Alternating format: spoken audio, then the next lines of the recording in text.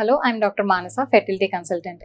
ఇప్పుడు నేను డిస్కస్ చేయబోయే టాపిక్ ఐవీఎఫ్ పద్ధతిలో ఎంబ్రియో ట్రాన్స్ఫర్ చేసిన తర్వాత ఎంబ్రియో ఎందుకు అతుక్కోవట్లేదు అని చాలామంది అడుగుతూ ఉంటారనమాట. అంటే ఎందుకు ఫెయిల్ అయింది, ఐవీఎఫ్ ఎందుకు సక్సెస్ కాలేదు అని చాలామంది అడుగుతూ ఉంటారు. దీనికి కొన్ని కారణాలు అనేవి ఉంటాయి. మనకి ఐవీఎఫ్ సక్సెస్ అవ్వాలన్నా, ఎంబ్రియో ఇంప్లాంటేషన్ సరిగా జరగాలి అంటే కొన్ని ప్రీ రిక్విజిట్స్ అనేవి ఉంటాయి. దీనికి ఒక గుడ్ క్వాలిటీ ఎగ్ అనేది ఉండాలి, స్పర్మ్ క్వాలిటీ బాగుండాలి, ఎంబ్రియో ఒక మంచి గ్రేడ్ ఉండాలి, అలానే యూట్రస్ స్టేటస్ కూడా బాగుండాలన్నమాట. అయితే first one egg quality.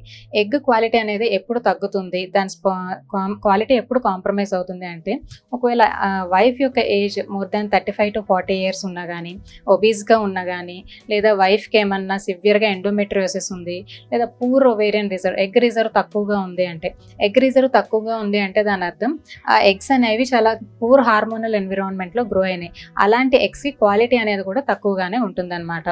And second one sperm quality. ఈ స్పర్మ్ క్వాలిటీ అనేది యూజువల్గా హస్బెండ్ ఏజ్ ఒకవేళ మోర్ దాన్ 40 to 45 years ఉంది, లేదా ఒబీస్ ఉన్నారు, history of diabetes, hyper tension ఉంది, లేదా క్రానిక్గా స్మోకింగ్, ఆల్కహాల్ హిస్టరీ ఉంది, ఇటువంటి ఇండివిజువల్స్లో స్పర్మ్ క్వాలిటీ అనేది తగ్గుతుంది. స్పర్మ్ క్వాలిటీ మనం చెక్ చేయడానికి వీళ్ళకి డిఎన్ఏ ఫ్రాగ్మెంటేషన్ ఇండెక్స్ అనే టెస్ట్ అనేది చేసుకుంటాం అనమాట. అండ్ నెక్స్ట్ ఎంబ్రియో యొక్క క్వాలిటీ. ఎంబ్రియో క్వాలిటీ ఎలా చెక్ చేస్తాము అంటే, దీనికి ఒక ప్రీ ఇంప్లాంటేషన్ జెనెటిక్ టెస్టింగ్ అని ఒక టెస్ట్ చేస్తాం. ఇందులో ఏంటంటే ఎంబ్రియో యొక్క క్రోమోజోమల్ ప్యాటర్న్ అనేది తెలుస్తుంది. ఇది యూప్లాయిడ్ ఎంబ్రియోనా, ఎన్యూప్లాయిడ్ ఎంబ్రియోనా అనేది మనకి ట్రాన్స్ఫర్ చేసే ముందు చెక్ చేసుకోవచ్చు అనమాట. ఒకవేళ ఎంబ్రియో గ్రేడ్ బాగానే ఉంది, యూప్లాయిడ్ ఎంబ్రియో అనుకున్నప్పుడు దాన్ని ట్రాన్స్ఫర్కి యూజ్ చేస్తాం. ఒకవేళ గ్రేడ్ బాగాలేదు, ఎన్యూప్లాయిడ్ ఎంబ్రియో ఉంది, లేదా డౌన్ సిండ్రోమ్ రిస్క్ ఏమైనా ఉంది అని అనిపించినప్పుడు అట్లాంటి ఎంబ్రియోస్ని డిస్కార్డ్ చేస్తాం అనమాట. And next one uterine status. Uterine స్టేటస్లో అంటే ముఖ్యంగా యుట్రస్లో ఏమైనా ఇన్ఫెక్షన్స్ ఉన్నాయా, అంటే ట్యూబర్క్యులస్ ఇన్ఫెక్షన్ కానీ క్రానిక్ ఎండోమెట్రైటిస్ లాంటివి ఉన్నాయా అని చూసుకుంటాం అనమాట. ట్యూబర్క్యులస్ ఉన్నప్పుడు, టీబీ ఉన్నప్పుడు యుట్రైన్ లేయర్ అనేది పల్చగా అయిపోవటం, వాస్కులారిటీ తగ్గిపోవటం, ఇలాంటి ఇష్యూస్ అనేవి కామన్గా చూస్తాం అనమాట.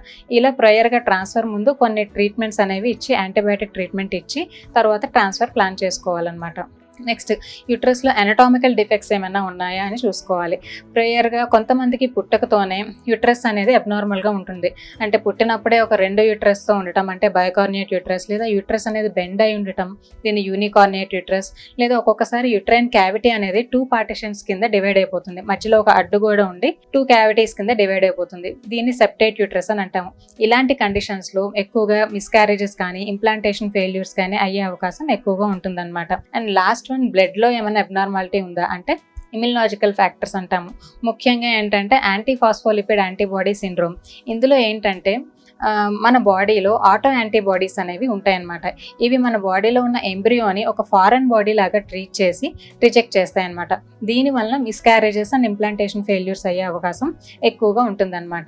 సో ఇలాంటి కండిషన్స్ ఉన్నప్పుడు యూజువల్గా ఎంబ్రియో ట్రాన్స్ఫర్ చేసిన తర్వాత ఎంబ్రియో అనేది సరిగ్గా అతుక్కోకపోవటం వల్ల ఇంప్లాంటేషన్ ఫెయిల్యూర్ అండ్ మిస్క్యారేజెస్ అయ్యే అవకాశం ఉంటుందన్నమాట.